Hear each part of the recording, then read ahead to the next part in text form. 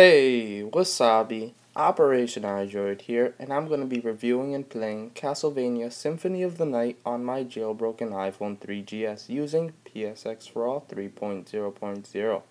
Now, I'm going to be playing from a save state just so you guys don't have to see the opening cinematics, though you should watch it because it's pretty awesome. Oh, and I'm also ahead of a skipped boss battle in the beginning of the game. So, Castlevania is an ever-expanding series with many games on almost every console. So, let's get my opinion out of the way. I think that this Castlevania is a great game. The graphics aren't great for a PS1, but once you get over that, the gameplay is great, the story is amazing, and the mass amount of weapon diversity and player customization is phenomenal. Castlevania is a great game, but the objective is simple: battle through the massive horror-themed gaming environment that's populated by the spawn of the Devil's Trumpet, and finally confront and destroy the final boss to save the day. The music in Castlevania games are always great. The music is made to amplify the eerie environment of the game and make the experience all the better. And I apologize for not having the sound on for you guys to hear, but the truth is that this game does not run on my iPhone 3GS at 100%. My educated guess is that it's running at 90% without sound. And it will probably run at 80% with sound. Though if you were using an iPhone 4, it would probably run at 100% with or without sound.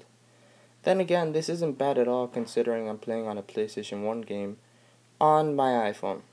So I recommend using an iPhone 4 if you're going to be playing this game. The controls in the game are fairly simple. Use the D-pad to move your player and use the other buttons to perform different commands. For example, as you just saw, you can use the square to attack if you have an attacking weapon in that hand, of course. Now, you do level up in this game, so that's a pretty cool addition, just like in other Castlevania games. And as you can see, this isn't a 3D game that you would normally see on a PlayStation 1. It's kind of a retro 2D game with some background 3D effects, though the environment in the game is vast with many secret areas to explore. As you can see, I could have gone down, but I did choose to go up, so you can always have choices in where you want to go and the route you want to take. So as you can see, I could either go up or down, but I chose to go up. Now, Castlevania is fun to play because you're always going forward and trying to upgrade your weapons and stuff like that. As you saw earlier, I leveled up. So as I level up, my player gets better per se, I guess you could say that. And this game is easy to play with the buttons. I mean, as you can see, I'm pressing square to use my whip, but in my other hand, if I were to press circle, I would use a shield.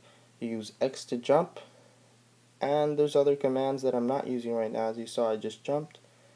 But Castlevania is cool because of one thing that I like a lot. As you can see, there's a smooth animation for death that's coming out, but as you can see, there's a nice dialogue. His face is on the left, and it's cool. The background is pretty awesome, as you can see, but you guys don't know because you can't hear, but when you do play with sound, they actually talk, so there is dialogue for the person. So as you can see, Death is talking, it would be coming out in the sound. So that's something really awesome that I like about this game. So this dialogue is pretty cool, and we're about to get into a climactic event in the game. So, Death is about to declothe me. I don't know why he would do that, but he just wanted to see me naked, I'm guessing. But as you can see, Death just took all my armor and my amazing things. So, we're starting the game from scratch. We have nothing in our hands. And let's continue.